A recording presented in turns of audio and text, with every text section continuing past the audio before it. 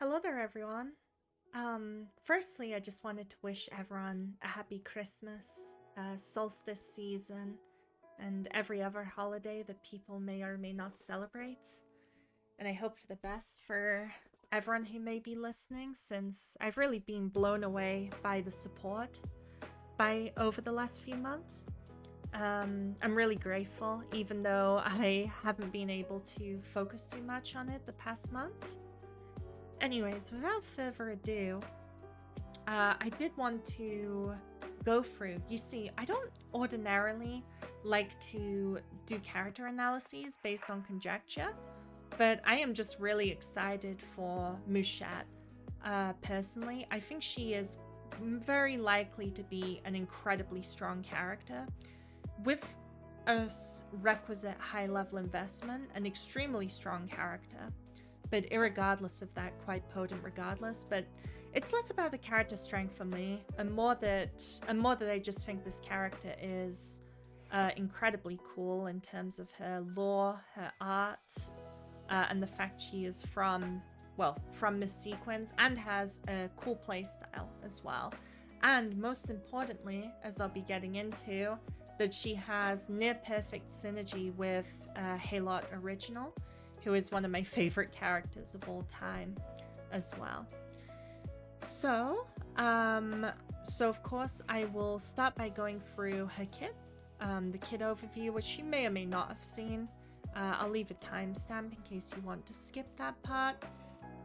I'll go over the functions of her kit, then I'll go into what you should build on her, and some of the team comps that, while I cannot guarantee, of course, and do take this with a pinch of salt, see what people play after release and how effective this is, comps that I would be just extremely surprised if they did not work, because mathematically they should be incredibly tanky and incredibly powerful. And in fact, with gratitude to some people like Lens, people have done maths already as well. Okay, so to start, I will actually start with, I'll start with her talent in Soulforge and then go down to the stats. So the first thing you need to know is her stats are actually, solidly above average, although she's not an incredible stat stick character per se, but solidly above average as always. She is a death resistance primary stat character, which she is all about death resistance. We'll get into that a bit later. And then has Aliemus regen as a secondary stat, which frankly is, I wouldn't say it's a waste, but generally the design of characters is to have, in most cases, to have one stat that they scale tremendously well with, and then another stat that is somewhat of a supportive stat at most, does not directly benefit their playstyle, with only a few exceptions, and this is in that category. Okay, so for her talent, Dramatic Encounter, for every two strike cards played, this includes any card that is treated as strike by the team, but is command cards only. Mouchette performs a pursuit, randomly dealing one instance of damage equal to 30% of her attack, which also counts as strike. This effect can trigger up to 4 times per turn. Okay, so the first thing to know is that frankly, the base damage of the pursuit is not particularly relevant. What you mostly need to consider about it is that this can have all of your strike riders upon it. So your final damage, your critical damage, almost certainly it will trigger strength as well. It is an awakener. Generally awakener based attack should trigger strength, sorry. And any outside buffs from your teammates. I almost want to come back to this. Okay, the Soulforge Aptitude. Mouchette's final damage against Dominator enemies up to plus 50%. Okay, so, wow, there's a lot to unpack here.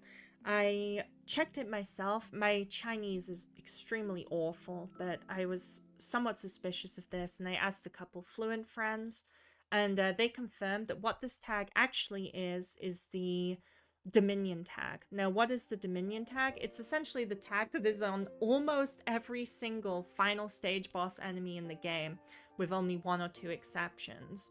It is the defined boss tag. So she gets a 50% final damage increase against bosses, which is absolutely ludicrous. That alone makes it the strongest Soulforge in the game, and they've really released some quite ridiculous ones, I have to say, in the past. But another thing to consider, and I do want to say this is heavily on the side of conjecture, but generally these passives, such as with Corpusant's anti-Ichor passive with the same wording, these passives enable you to ignore the reinforce bosses accrue by the value stated here. Why is that? It's because of how Morimens math works. When the bosses gain a positive amount of final damage resistance, and then this essentially works additively with it, well, as a negative. So for example, if it works like Corpusant's with the same numbers, if the boss was to have 70% reinforce, as many do, after a life bar, Mouchette would reduce this to them only having functionally 20% reinforce. If it works like this, that is unbelievable. And it is supposed to be an intended mechanic, but it may or may not get fixed. But it should be live for her release, if so. And we'll see if it stays that way, frankly. Because the thing to consider is, this is even better than it seems, because as you can imagine, if you're attacking into an enemy of 70 reinforce, you're doing, the number varies depending on Awakener, but you're doing 30% of your usual damage. Whereas Mouchette is dealing 80% of her usual damage. So in other words, she's doing more than 2.5 times that of other Awakeners, which is really something. And it doesn't end there. All Awakeners strike base damage up to plus 35%. It's a really solid boost, especially as there are some quite strong strike base characters, which we'll get into in a moment. After triggering death resistance, Mouchette gains 50 Aliemus. Okay, so this is one of the main talents, along with her Enlighten 1, which we'll see later, which incentivizes you to go full death resist stacking, and you really need to stack it. But the thing with how a lot of people have talked about how Arc 2 causes your death resistance to absolutely plummet.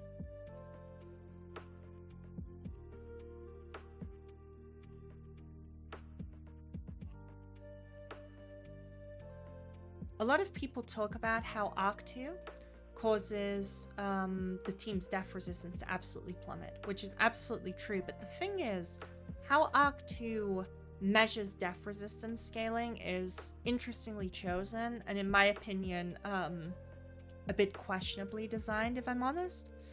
So how Arc 2 works is, for the majority of the first 400% team death resistance you have, it will remove 3/4 of it,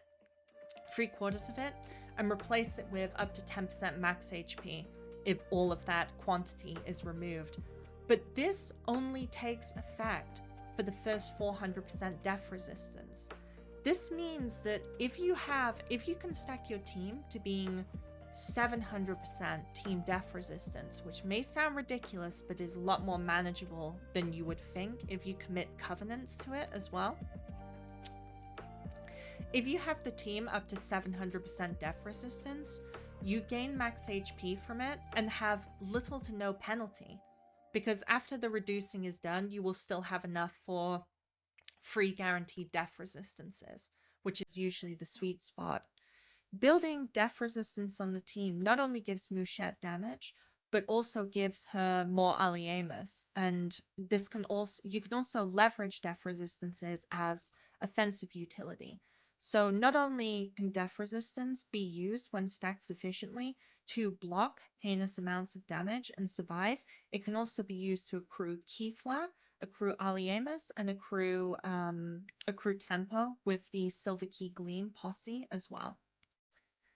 Okay, so we come onto the skills. So something that's interesting, her strike and defend are completely base, which is the first character in a very long time to have a completely blank effect on her strike and defend. This is, I mean, I think it's interesting design, frankly, but it does mean that her strike and defense are bad cards. And that does come up for one of her wheel choices, namely that, well, briefly, Alva's Will Unyielding, you probably do not want to use on her, because given that her strike and defend are bad cards, you don't really want one additional copy of each bloating your deck. That might be incorrect though, depending on her Aliemus issues, but I don't think she will have Aliemus issues, namely because namely because Shining Crush not only dumps a lot of damage with 5 or realistically 6 instances of damage per turn per use, it gains 30 Aliemus. So what this card is essentially is Ovhash's Boil Blood, with none of the drawbacks of being required to use it at very low HP for it to function as a card. And Ovhash does not, as long as they have sufficient support, Ovhash certainly does not struggle for Aliemus. Mortal Blast counts as a strike as well. Almost everything she does. Deal 45 damage 2 times to all enemies and retain. I want to point out firstly that this is quite a high percentage damage scaling for a 1-cost AoE times 2. It's essentially equating to about 2 hits of about 40% base attack, which is actually quite something. It's very large compared to all the characters. But most importantly, this is, again, anything that is a strike is a rider for tons of your skills. Don't take that out of context, please. Is a rider for tons of the bonuses you have. And also, Mortal Blast, this has some issues with the translation. Mortal Blast generates 1 temporary copy of the last played other strike. I took this to mean strike that is not Mortal Blast and makes the arithmetic cost -1. But it may specifically be only those of your teammates. But the wording seems to indicate that it is just the last played strike that is not a Mortal Blast, essentially. Which is obviously to stop you from looping Mortal Blasts into itself persistently. But this effect, apart from just being more tempo, has incredible utility, really, especially with a dramatic encounter, because not only can you use it for Mouchette's cards, like Shining Crush, presumably, you can also use it for very good strike cards of other Awakeners, like Helot's Lasting Loaf, for example. Helot's Lasting Loaf. Cassia's Telekinesis, some people mentioned, is also treated as a strike. Those are the 2 main ones that come to the top of my head, but there is a lot of Awakeners, of random Awakeners, that have a strong card that is also coincidentally treated as a strike.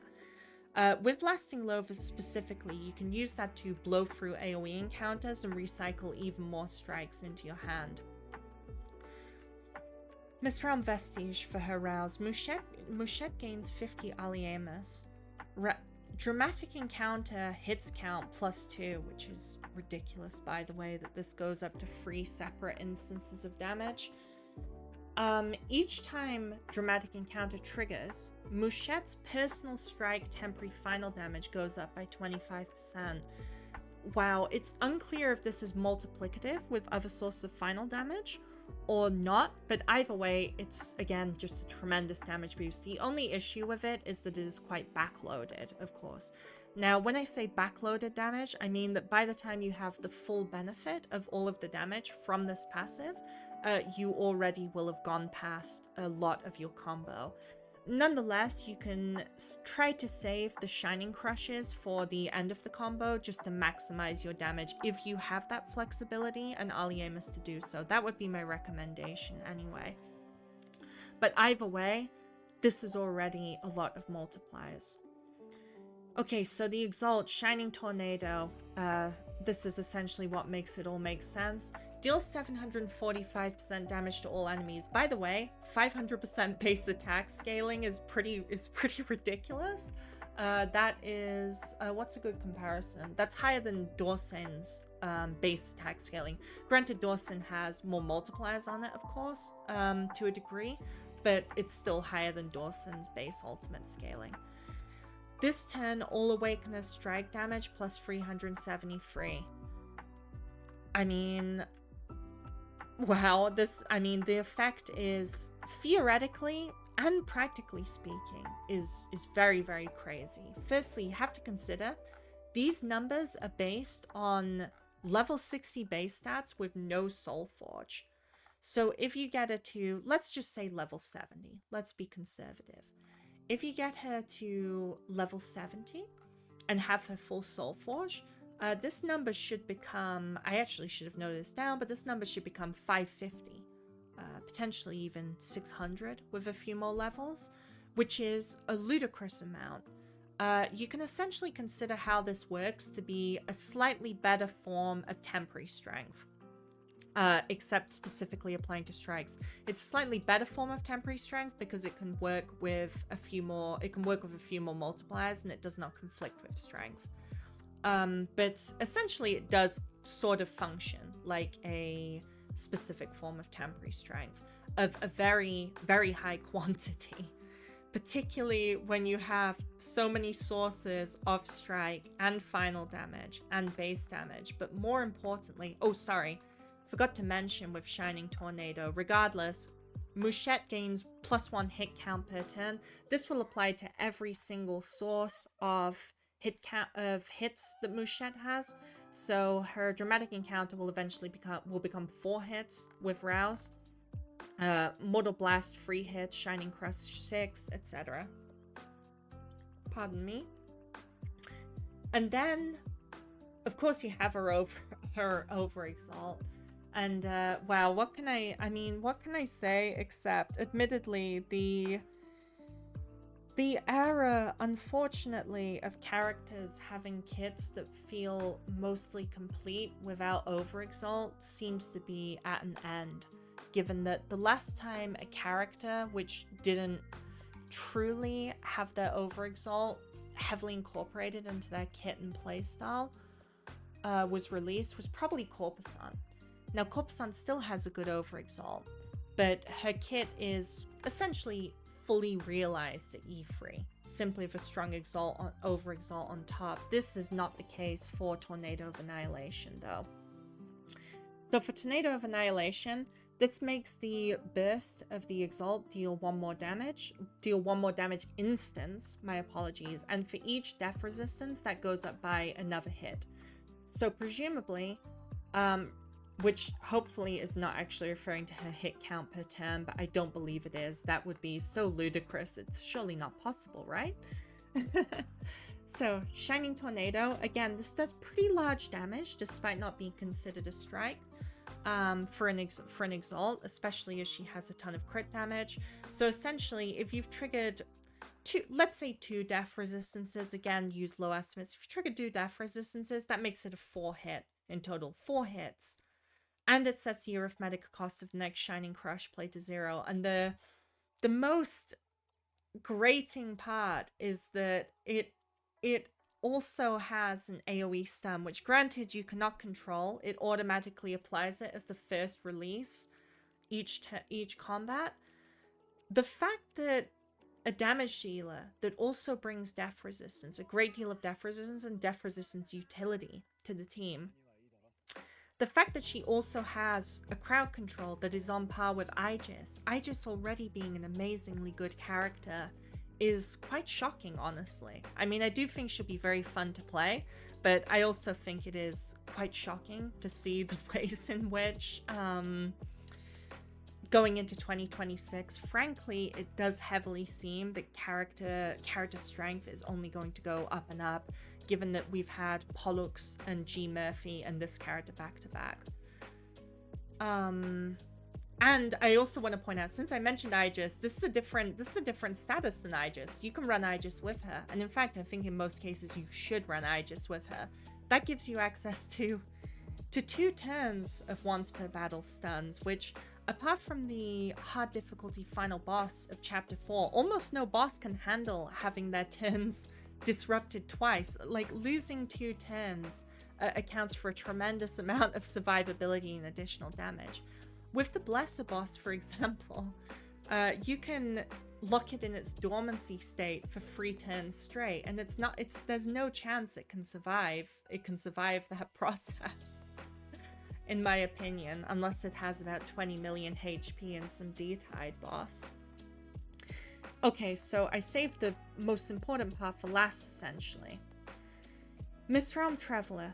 For every 1% def resistance Mouchette and her equipped Wheel of Destiny and Covenant have, her crit rate and crit damage plus 0.15% per 1%. Apologies for my speaking.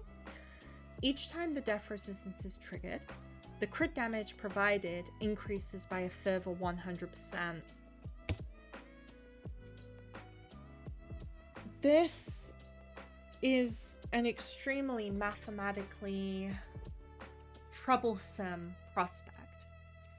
Now, for a whale Mouchette, it's realistic to get 420% personal def resistance, but even for a free-to-play Mouchette, you have to consider, okay, so we'll say very, very low spending, but OE, because in the modern era, unfortunately, it's often quite expected for a main primary damage dealer to have their OE and be supported mostly by E-Freeze.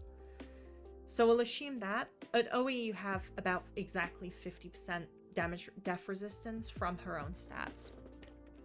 Then you'll have 50% def res from the E-Free wheel and 100% from a plus 12 standard wheel. I recommend just anything but Alphas. Really, Lullaby Devoured or Dusk and Dawn from the Sediment Shop are good choices. So that's already 200% just from wheels. Then wheels and stats, apologies. And then as long as you put a good amount of pens into it, it is completely realistic to get 100% def res from a Burial Grounds Covenant. Technically, you can push it even higher if you do mixed Burial Grounds and Sea Slug, but given that Burial Grounds also gives you 100 Aliemus each time you def resistance combined with her passive, since it gives 50, and then that will stack additively with her Soulforge, I would usually recommend doing that unless I'm getting ahead of myself, but unless the question I have is how much Dream of Medication might be necessary or appealing, given that her 3 and 1 costs are extremely good cards, but I don't think she requires constant access to them and not multiple copies per turn due to the supports you can get. Sorry, I'll just get back to the math. So it's fairly reasonable to get 300% def res in total from a free-to-play Mouchette. Personal def res, I should say.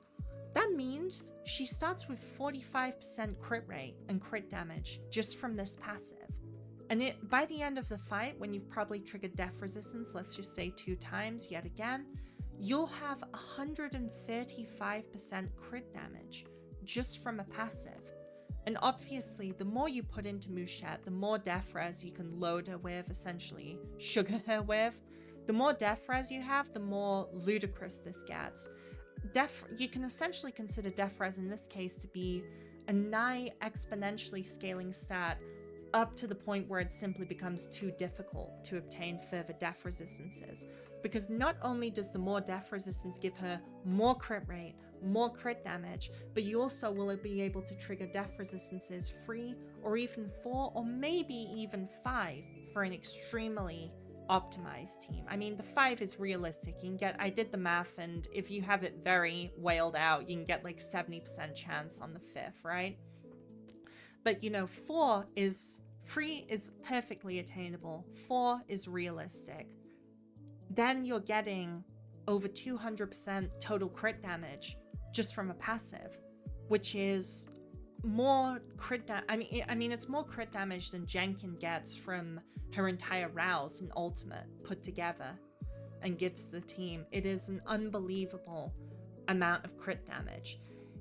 The crit damage and the final damage combined kind of implies that her numbers could just be like, most of these could be much lower than they actually are, and they would still be highly effective, but they aren't low. They're in fact high as well.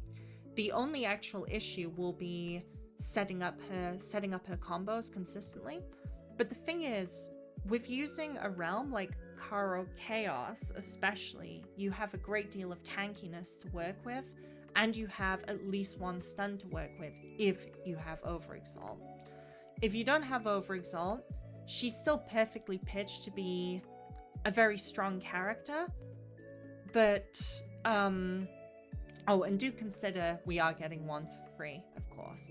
She is still pitched to be a very strong character, but she certainly has an incomplete kit without the Overexalt. That's just the sad reality of the situation.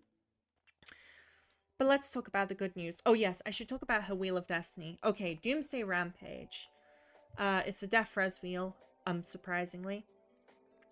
The wheel does Exalt and Pursuit base damage up by 60%.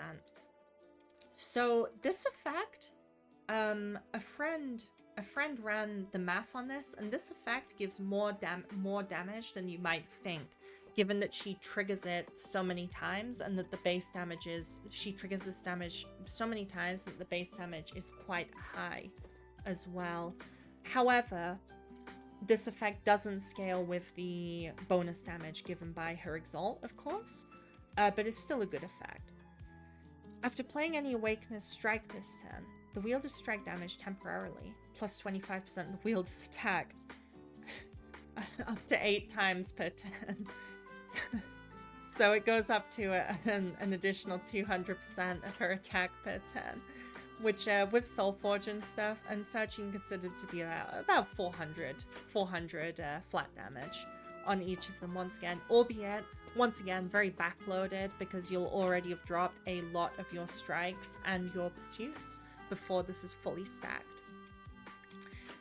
Now, the only reason I am not crashing out about this wheel is because, and I should have gotten it up with hindsight, is because frankly they have made a wheel that, especially for less confident players or longer fights, is even better for Mouchette already, or to say it's even better is disputable.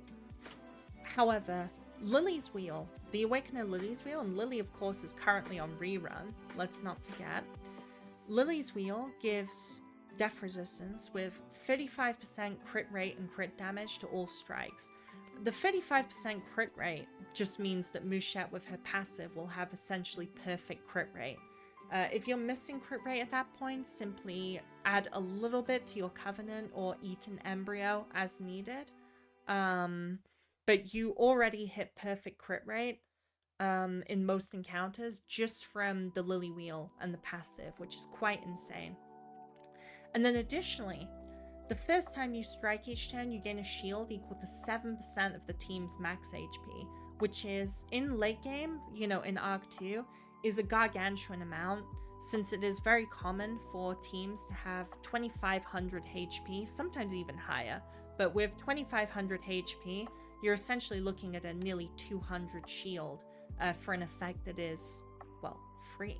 It is an effect that you will trigger guaranteed every single turn without effort. Because of that, so I do want to be clear that if you can still fill 100% crit rate with Doomsday Rampage, this does give more damage.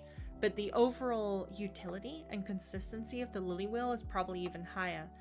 However, if you have deep ass pockets, you know, if you have a Christmas stocking that is the size of a double-decker bus. Oh, that's such a British thing to say. No.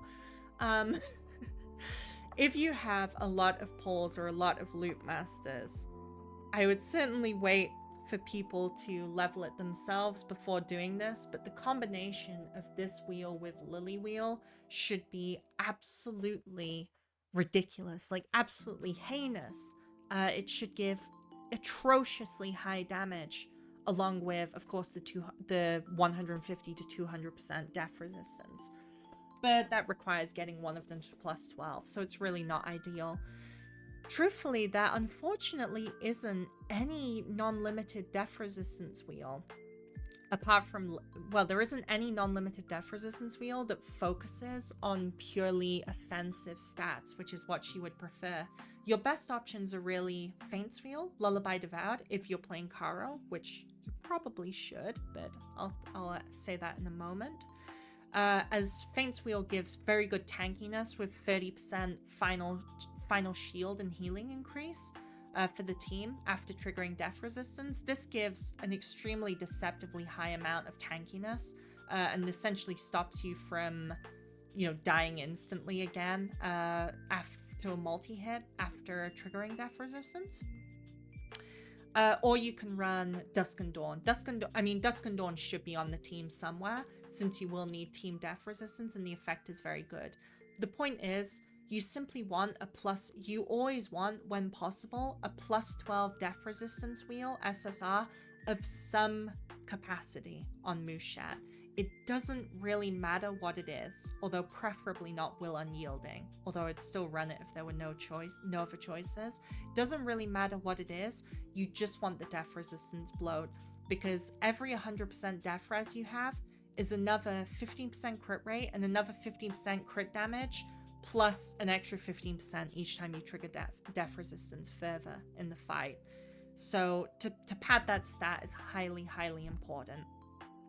So ultimately, for a cheap build of Mouchette, as said, I would probably run Lily's Wheel, unless you're willing to get both, in which case I would use Doomsday Rampage against short boss fights to make them even shorter. But I don't think damage will be a big trouble for this character. And then just put it with Lullaby Devoured, Dust Dawn, etc. If you're whaled, cool, awesome, get both. You know, jealous, happy for you. Nah, and in all seriousness, thank you for supporting the game very kindly. Just quickly dialing back to her kit, if my browser won't mess up. Just quickly dialing back. One thing I failed to mention, sorry. I talked a lot about how her kit scales immensely with the bases and the further unique form of base damage granted by Shining Tornado. But what I didn't really talk about was that she also effectively scales extremely highly with strength, but does not generate her own. My question pre-release is if she'll even need much strength at all, because you can get fairly large amounts of strength solely from relics, solely from the temporary devour strength from Caro, or solely from various supports that already might be good with her also contribute strength here and there, even if they are not solely dedicated to generating strength, such as a character like Lei or Uvhash or Clementine, or Dawson for that matter. But so Shining Crush, even though none of these name strength scalings, but remember, if a command card hits 6 times, that means it has 6 times strength scaling. And then she has incredibly high crit damage, and incredibly high plus final damage multiplier. Final damage working, crit damage and final damage both working best with strength. This means that her realistic final damage multiplier with teammates on a Shining Crush will be she'll have about a 20 times strength multiplier on this. 15 times before crit, and then you can add the ridiculous crit damage multiplier to it, which in fact means that her strength scaling is among the best in the game, despite not being a character that is pegged towards strength. I just wanted to point that out, because really, to a degree, team building will depend on how much she needs the strength, because most bosses only have couple million effective health or more, and I think most likely she will crush them with only about 300 strength to her name, if she even needs that, but it may nonetheless be nice to have.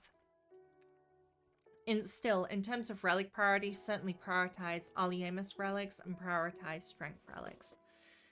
Okay, so now and of course you get one for free. Oh yes, more content to talk about, of course. I do want to keep the topic mostly on Mouchette. Wow, she is so pretty, by the way. So this wheel, okay, this event wheel, Light of Intellect, unfortunately is, I think it's poor on Mouchette, and I think it's even worse on other Awakeners. I would not use this wheel. Even if you really need to use a +12 SR wheel, which I understand, I would probably run Memory Syndrome, the Hourglass SR instead.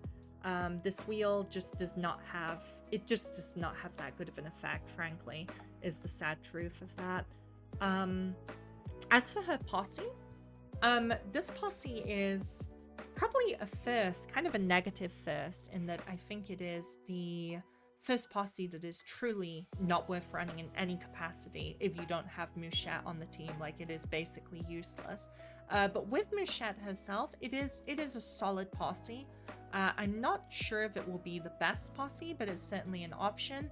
Since it doesn't say from the draw pile, that means it can draw them from anywhere, just like Helot Katena's posse, which is always good news. You always want it to be able to draw from anywhere, or even draw from anywhere, essentially.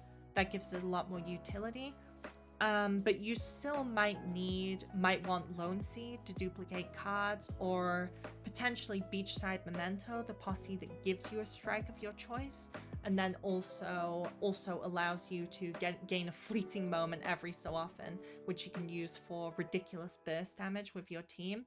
Although you'll probably hit the card count cap, so it might not be as easy to use as one would hope.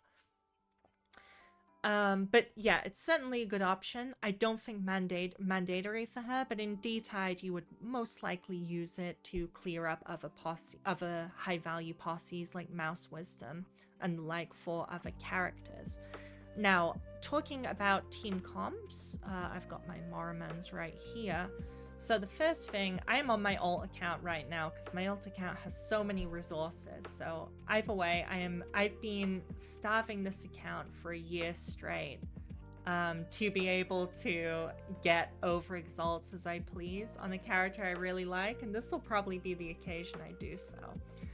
But anyway, so talking about supports, Helot is without question her best in slot support. Now I do think Pure Chaos and Ultra Chaos Mouchette also have potential. She has good potential supports pretty much in every realm, and Pure Chaos is admittedly strong in terms of realm mechanics for her, but no one will be able to outclass Helot. And the reason for that is pretty simple. It's that Surviving Impasse can search all strike cards from the deck, but most importantly, this scales up to 100%. And when it says in this turn, strike, quote unquote, strike damage plus 100%, what that actually means is it's a final damage boost that comes after everything else. So even if it stacks additively with Mouchette's own bonuses, which it doesn't usually because it stacks multiplicatively with currently existing final damage boosts, even if it stacks additively, it's a huge boost. If it doesn't stack additively and it's business as usual, it doubles her damage. It just straight up doubles her damage, doubles the team's damage after everything. Which there are many good supports in the game, but there is no support which generally doubles the final damage of an entire character. Hola, for example, can give about 30% final damage and then about 60% crit damage, which is amazing, but it certainly doesn't approach 100% final damage. And it also has debuff immunity.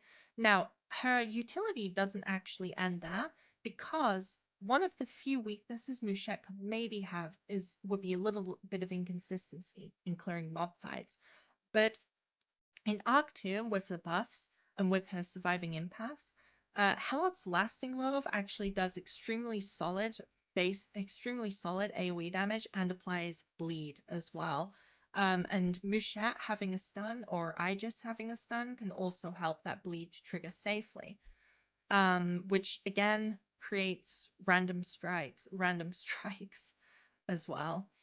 So essentially, not only is this card dealing a significant amount of damage, it is also enabling your combos and enabling you to trigger pursuit over and over.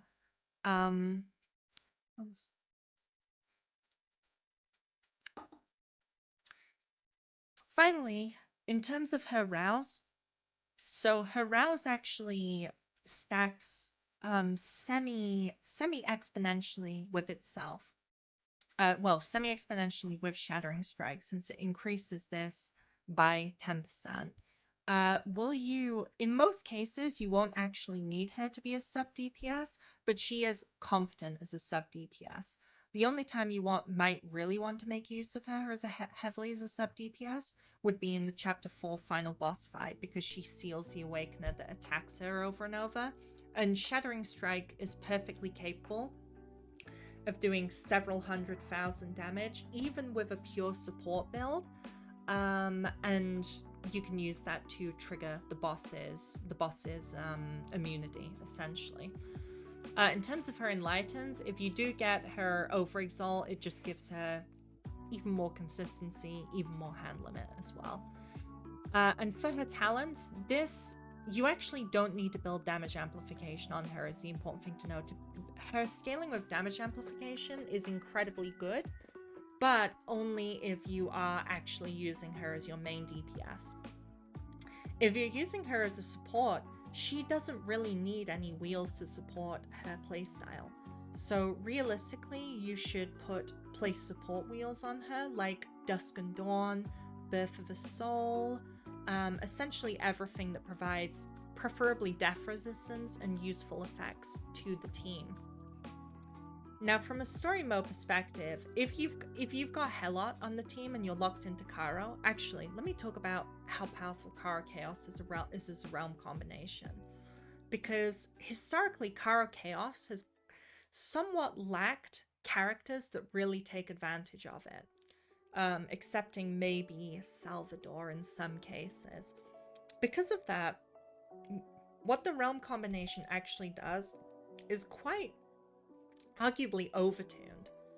So when you're in the Caro Chaos realm, every single turn, 6% of your max HP is put into the Blood Furnace passively, as well as gaining additional 15% max HP at the end of every fight. This is an enormous amount of passive sustain. Again, it's 6% of max HP for doing nothing, and then you've got the Lily Wheel, an additional 7% of max HP for doing essentially nothing. Furthermore, when a Chaos character uses Exalt in Caro Realm, you gain 35% Embryo Fusion immediately. That's nice. That's just essentially 1/3 of an embryo, so you can call it 10 Aliemus to distribute, or to make it easier to trigger your Devour effects. And the Devour Shield itself, at 1 HP, is 8% of your team's max HP. And 4% of your team's max HP is given as temporary strength as well. Now, granted, you won't always be on 1 HP, but even if you're on half health, you gain 6%. So another 6% shield. And the Realm Mastery scaling Caro Chaos Realm is very good. Really, only Caro Chaos and Pure Chaos have Realm Mastery scaling that is highly significant. So when you have got a requisite amount of death res for the number of death resistances you want to trigger, you can and maybe should, depending on how much you're willing to mess with covenants, try to get additional bits of Realm Mastery on your team, only for a Caro Chaos team, granted. But with additional bits of Realm Mastery, if you can get up to about 300, 400 Realm Mastery, such as with a combination of relics from the stage, since there's Realm Mastery relics as well, and from the team stats, you can get Devour Shields, which are 600 or 700, or I've even seen higher, but those were on a lot of standard pulls went into those. You can get 500 or 600 Devour Shield every single turn, which essentially means that your passive sustain with all of these put together becomes extremely high. And that passive sustain is enough to wall all but the highest damage bosses. And for bosses with very ludicrous damage, oh, guess what? There's stuns, there's death resistance. So from a story mode perspective, if you're playing Caro Realm, you really might as well always, where is she? Oh jeez, you might as well pull out Ties. I don't think Ties needs much introduction, so I won't go over her over and over. But you can use, she is also on banner right now. The Devour effect of Ties is extremely good. You have Aliemus sustain, you have weak and vulnerable application in emergencies.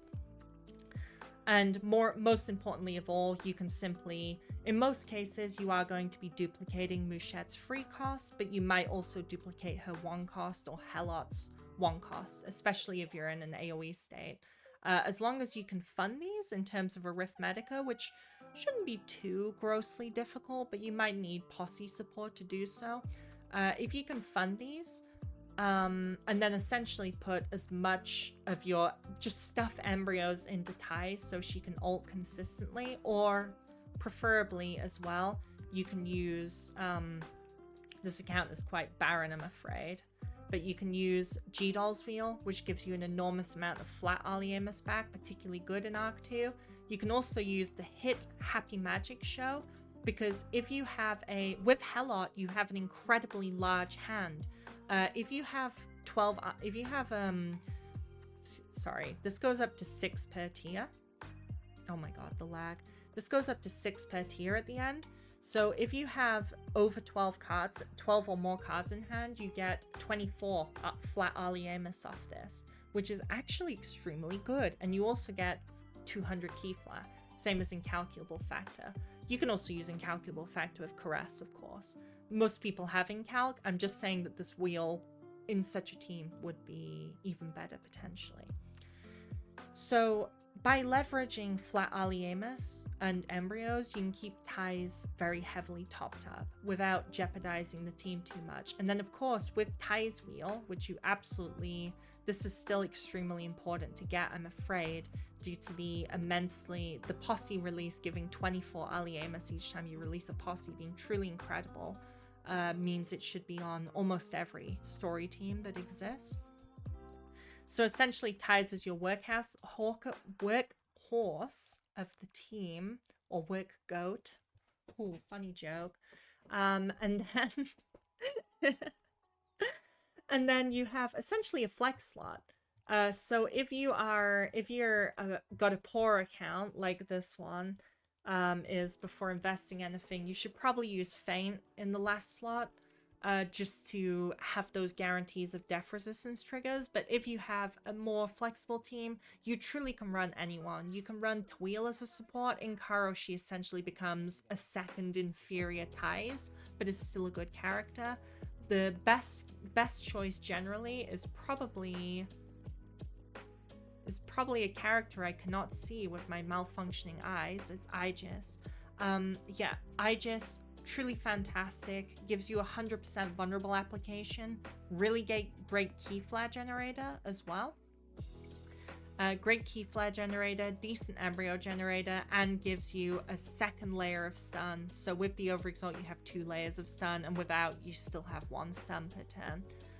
You can run Aegis, you can run, I mean, pretty much everyone. Lily also has very good synergy with her, but I don't think her beefiness is actually necessitated. If you need beefiness and strength generation and you have a nice lay, like an Overexalt lay is actually very good in the late game.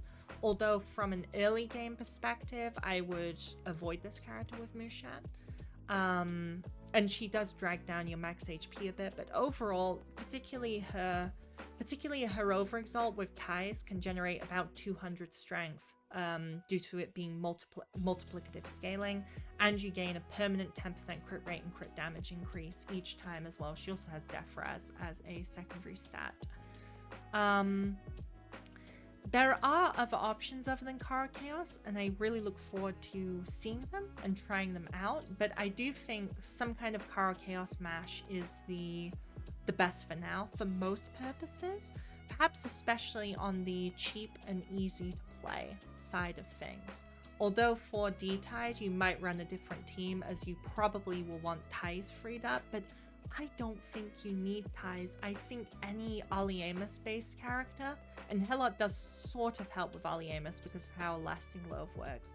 I think any Team Aliemus based character, even Doll, frankly, with a requisite level of Soulforge, will be able to get you through, because unlike a lot of characters like say Dawson, Mouchette's Aliemus sustain is actually very good, given that she gains at least 50 after each def resistance, and also has a 30 Aliemus base card that you're going to spam. So when it comes to team comps, the real punchline is, and this is intentional, by the way, I'll click that, but once again, they might change it, but for now it is intentional. Sorry, it's not here, it's an interlude. So the burial ground set. Where the heck is it? Yeah, the burial ground size set. So this effect is not, oh, it even says it's not team unique. It is fully intended, not a bug or anything. They actually removed the team unique wording, which used to be there because it was a mistake. This effect can be put on multiple awakeners. You can run the burial ground set on as many awakeners as you want, and it has full effectiveness. Now, this Death Res effect does not count towards Mouchette's passive, actually, because it's it's an effect you trigger at the start of the stage. But nonetheless, it's very good. So if you have burial ground size on, say, 3 members of the team, which you probably should and probably will, not only will you gain an additional 75% Aliemus, 75% death resistance, which is quite an exorbitant amount. Every time you trigger death resistance, everyone is getting 50 Aliemus.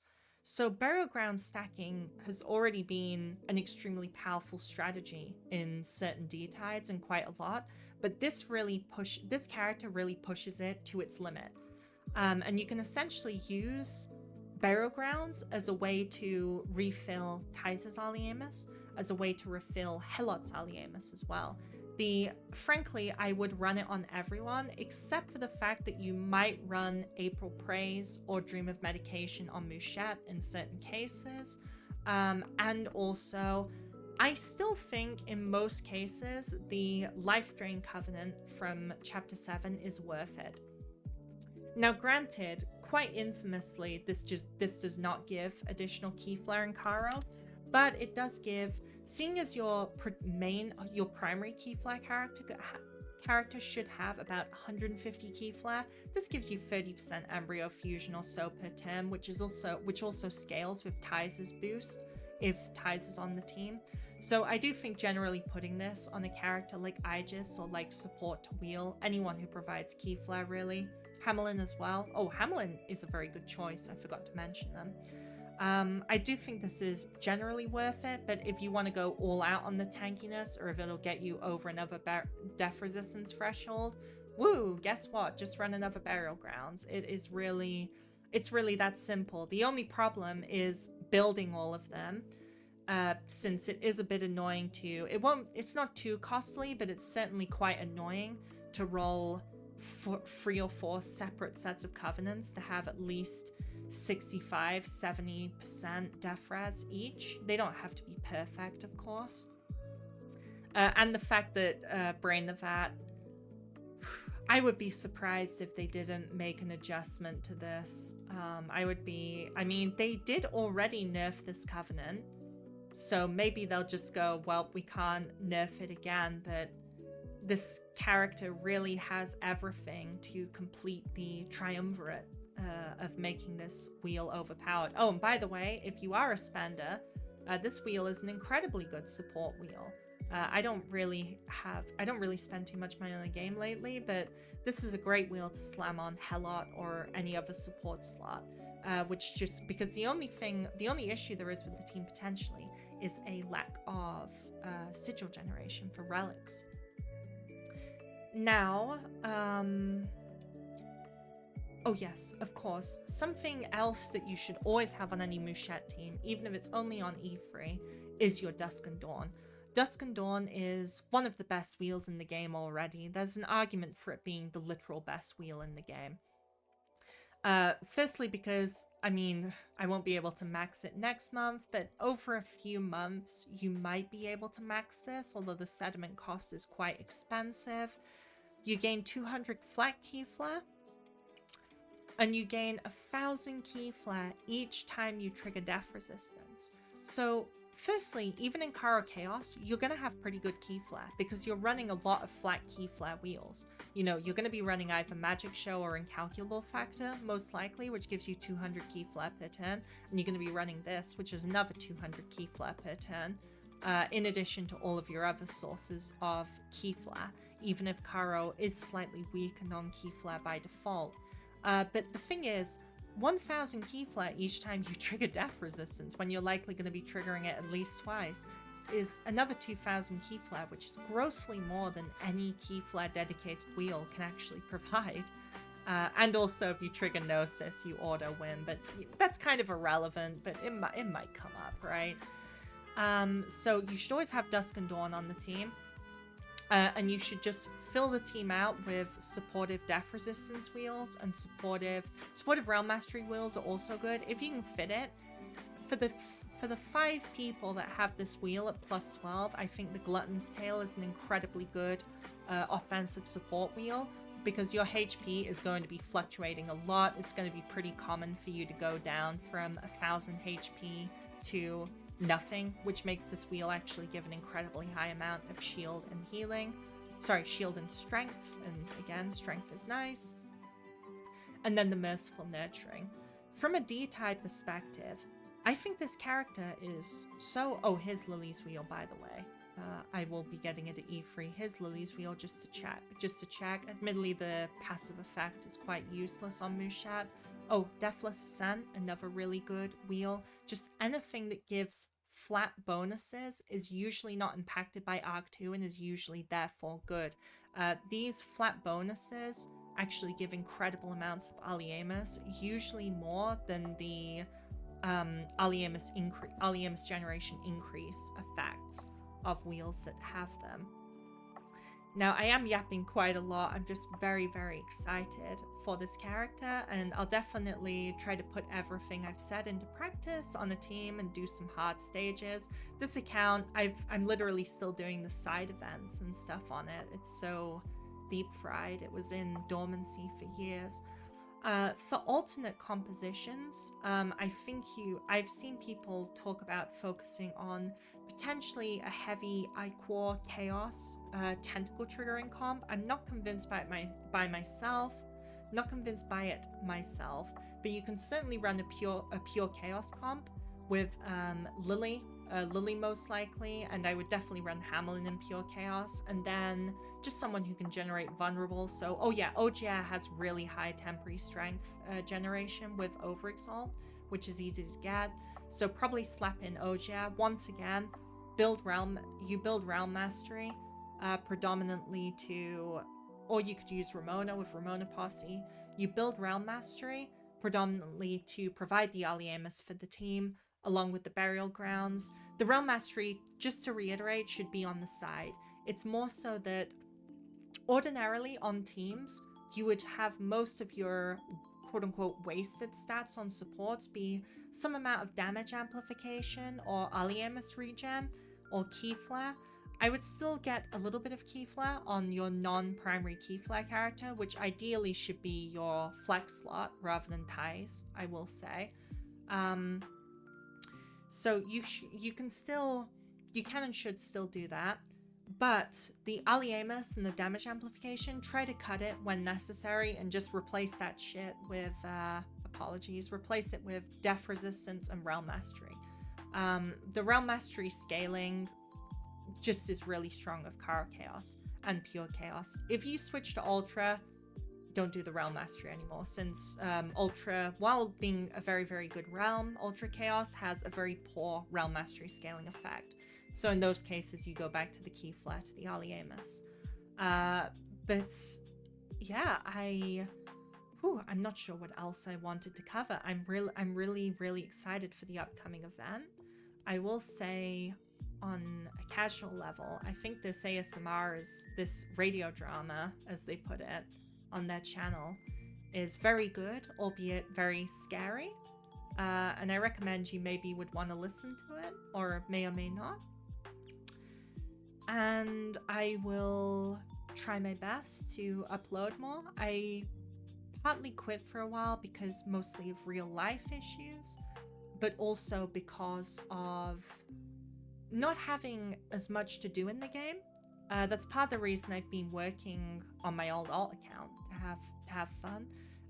Since the changes they made to Phantasmal Dive were unfortunately not that great, it makes it a lot less satisfying to play it for fun. Although I am glad it's a weekly for myself and others, since no one really wanted to do that every single day, of course. But yeah, I'm looking forward to posting more gameplay vids, to posting more proper guides, but I just wanted to get any video out before the Christmas season was over, and it was 2026 already. And I wish everyone the absolute best, and thanks as always